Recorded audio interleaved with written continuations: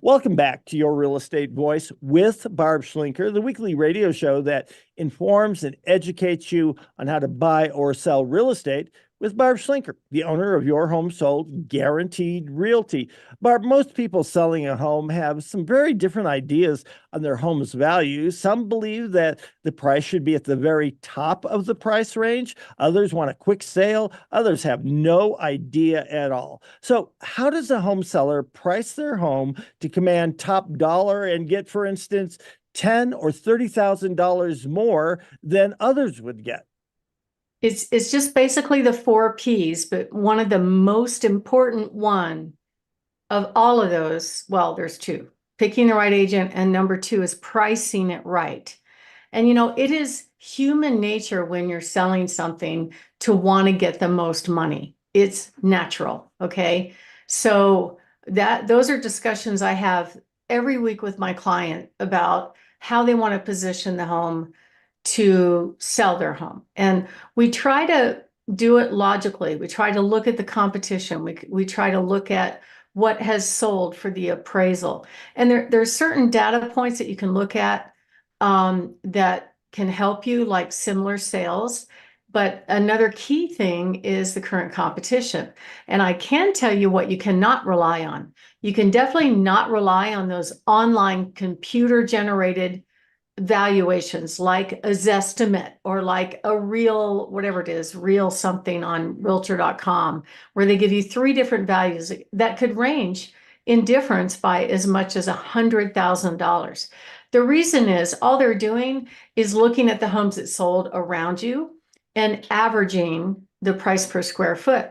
But you could have two homes right next to each other. One is updated and one is not. So one sells for more, and you can say, oh, these are both the same homes, but that one has more upgrades than this one.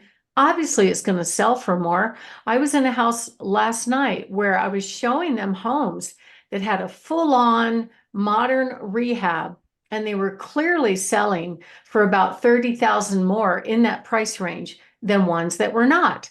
So you have to be able to recognize that as a home seller and really look objectively at your home. And you really can't necessarily rely on your neighbor's home when it comes to home value, because what an appraiser does to determine what a home is worth is they look at, starts with the floor plan. Square footage has to be plus or minus 20%. Then they look at condition. Buyers absolutely will pay a premium for something like beautiful mountain views. Age is a bit of a consideration, or the lot might be a consideration to an appraiser. But that's for the purpose of the buyer getting their loan. There's another wild card, which is what is a buyer willing to pay for your home. So you can't necessarily rely on these online, what they call Zestimates or estimates or whatever it is. And sometimes the neighbors' homes are valid and sometimes they're not. I've had home sellers that wanted to sell their home as is, where is, with all its faults. They're not going to update or fix anything. There is a price for that. You wouldn't ask top dollar in that situation. So probably the most important factor in all this is pricing. And what buyers take a look at starts with square footage. It has to be apples to apples on an appraisal, meaning you have to compare a ranch with a finished basement to a ranch with a finished basement. Condition, views, improvements, location, age, all those things. It's basically similar, almost identical type of sales in your neighborhood. And I'll give you a story just to give you an idea about how important pricing is. I recently had a sale. I've represented the Secretary of Veterans Affairs for their homes that were very unfortunately taken back in foreclosure from veterans for various reasons. I've handled probably about 200 in the last 10 years. And I recently got one where the reason why it was taken back in foreclosure is the homeowner died in the house after killing his girlfriend and some other girl that was visiting in the house.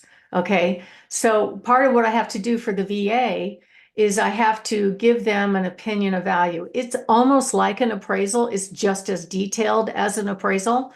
And then they also do a third-party appraisal before they decide on pricing. But I hadn't really had too many experiences with a murder-suicide in a home. And of course, it was all over the news.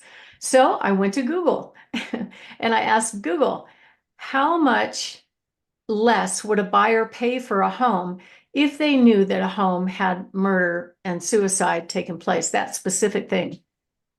And the answer came right back, 15 to 25% less. And I'm like, wow, okay. So I made my adjustments. I submitted my price. The appraiser submitted their price. And I believe the VA probably picked a price in the middle. If that had not happened in the home, that home should have sold for over 500,000. But it was obvious something happened. And it's really weird, Richard. In the state of Colorado, if there is a death in the building, we're not allowed to disclose it unless we have permission from the seller. Did you know that? I had a vague knowledge of that because near me there was a home where some people had been killed. Apparently, their son was involved in drugs, and some of the people they dealt with thought if they went in, had a home invasion, they were going to get all kinds of money. And Right. I remember seeing the for sale signs later on, and I was wondering, I wonder if the people who are thinking about buying this know the history of this home. Well, I know from my experience in real estate, I knew, first of all, that it was all over the news, right? And so my experience in dealing with the way the agents are working these days is they somehow connect with buyers online and they don't really do a lot of research. They wait, they go and meet the buyer at the house. And if the buyer likes it, maybe they'll look into it. And so I asked the VA permission to disclose what happened in that house because one of the bedrooms was missing carpet and part of the subfloor was taken out and replaced, obviously, because they had to clean up the biohazard there. Um, but I had to disclose it, but I didn't know how to approach it. So what I did was in my showing instructions and in the MLS, I instructed the agents, please Google the address before you show. So that's an odd request. It's not common to see that in showing instructions. So Richard, do you think these agents Google the address? I do not, in fact, think that they do that. I mean, No. that's the kind of thing I would expect from you, but not Yeah. from other agents because they don't take the fiduciary relationship as seriously as you do. So they did not Google the address. So from day one of putting that home on the market, they priced it probably about 20% below market value.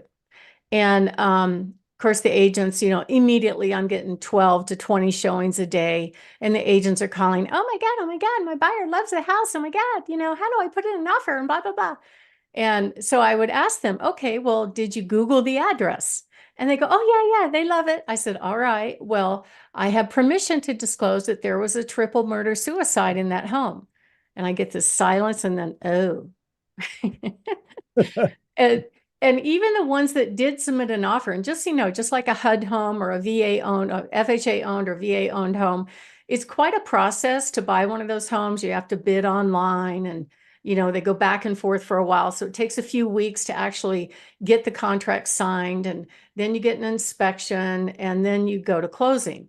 What I was afraid of is I didn't want the buyer to not know and find out after closing because I was very sure that the neighbors were going to tell them what happened because they know the story. And so I'm like, okay, so the way I'm going to have to do this is when anybody that submits an offer, I'm going to send them an email and go, I have permission to disclose there was a domestic murder suicide in the home. And we got about 20 offers. Once those people got those emails, 3 or 4 of them dropped out when they found out about the event in the home. Not that many. I was kind of surprised. And it ended up selling for less than, so they dropped the price 20% below market value. It sold for about, I would say about 92% of market value. So it didn't hurt the value that much. It was a really nice home, except for that one room that didn't have carpet. And so I think that told me that pricing a home appropriately is a form of marketing and it's a form of creating unbelievable demand to have 20 offers to choose from. Some are low, but most of them are well over asking price and trying to put their best foot forward to get that home. So there's a strategy to pricing. Any bank or any government entity that resells homes, they know this. They do this very well. They never price at the top of the market, or if they do, they don't do it for very long because they want to sell these homes. So pricing is absolutely critical. Another thing that might define a value would be if you had views, or if you had some amazing updates in the home.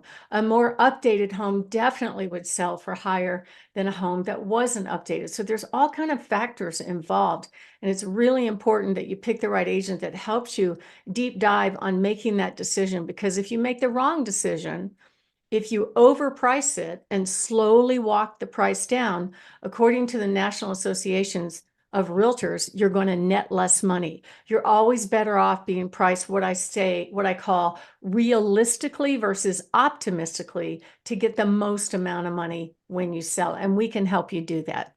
My name is Barb Schlinker. I'm the broker owner of Your Home Sold Guaranteed Realty. Barb has the buyer's team and the host of this show, Your Real Estate Voice. Now, when we come back, we're going to talk briefly about how to win when you sell a home in any market by pricing it right to get the most money. Richard?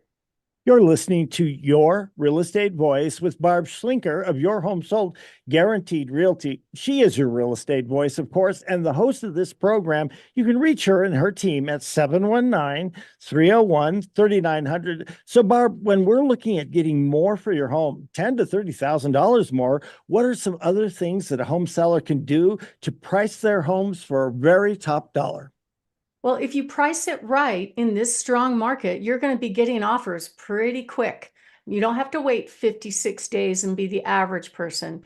It should happen within a week or two. If it doesn't, then we miss the price. That's basically the rule of thumb. The market's going to tell you. If you have more than 10 buyers come through your home and you don't get an offer, there's something wrong. Your price too high. If you have no buyer coming through your home in 2 weeks, missed the mark on the price, you priced it high. So the market's going to give you clues when you go on the market, and you'll have enough time to make those adjustments. But some people just don't do it, and they just let it sit there month after month, week after week.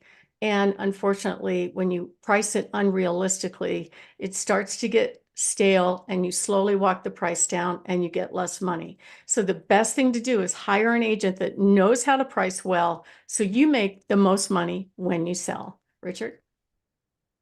You caught me off guard there. Hang on. It wasn't going fast enough. Actually, my pages stick together. 3, 2, 1. You're listening to Your Real Estate Voice with Barb Schlinker of Your Home Sold Guaranteed Realty.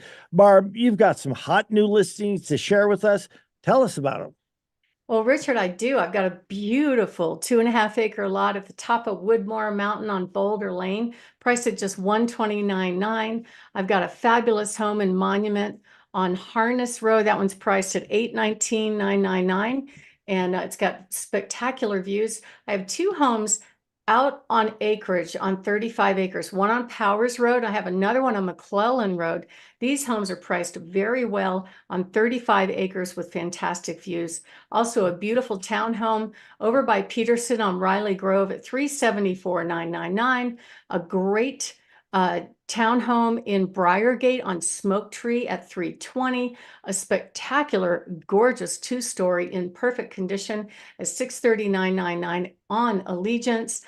2 homes out in Peyton, both of them on 5 acres. One of them has solar on Gull Lane. That one's priced at $719,999, and one on Akawi Way at $724,999. And starting this weekend, we have 4 great properties to share with you. A beautiful Broadmoor home on 4315 Star Ranch Road in the upper 8s. A gorgeous home right by UCCS 1172 Stanton Road in the mid-4s. An amazing townhome on Diamond Ridge View in the upper 3s. And then we've got lots more coming in the future. So to find out about all of our coming soon homes, go to barbhasthebuyers.com or give us a call, 719-301-3900. Richard? You've been listening to Your Real Estate Voice. It airs every Saturday, 11 o'clock, right after Larry Kudlow. And if you're thinking of making a move, call Barb at 719-301-3900 or visit barbhasthebuyers.com. And remember, you can see replays of this show on Barb's YouTube channel, Barb Schlinker, or you can listen to podcasts on all of the popular platforms like Apple Podcasts, iHeartRadio, and many, many others. Thanks for listening. Reach out to Barb at 719-301-3900. Barb, you have a great week. Thank you for all the information today. Thank you. Have a great weekend.